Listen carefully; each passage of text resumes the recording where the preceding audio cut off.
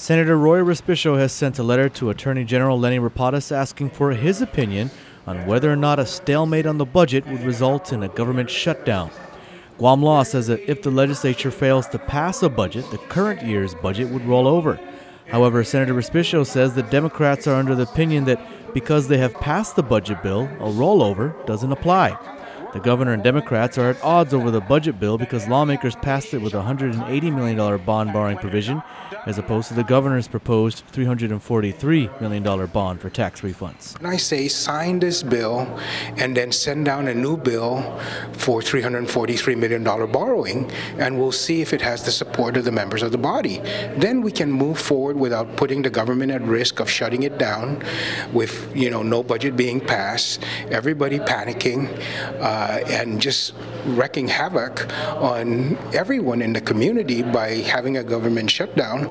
Senator Pangilinan calls the governor's promise of a veto, quote, a knee-jerk reaction, and he asked the governor to review the bill first before deciding what to do. So I'm pleading with him, please wait until you at least read the bill to make that final decision, because this bill is a good bill. It provides $120 million to pay 2010 and back.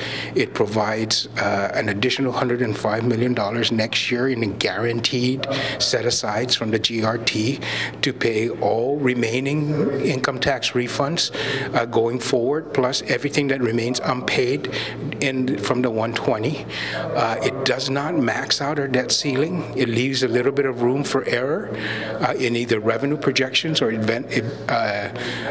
expense projections, and if there should be a natural disaster. With the governor's plan, if we get a natural disaster after borrowing to our limit, what are we faced with next? There are at least 7 senators that should agree with the governor's decision to veto, as they voted against the passage of the bill.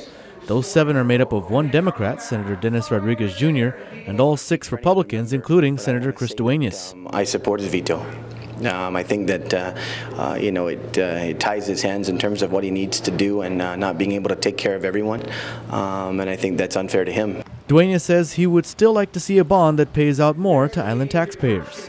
I will continue to push to make sure that every individual gets their past due tax refund. There's no question in my mind that I will continue to push for that. You cannot do this in a piecemeal fashion.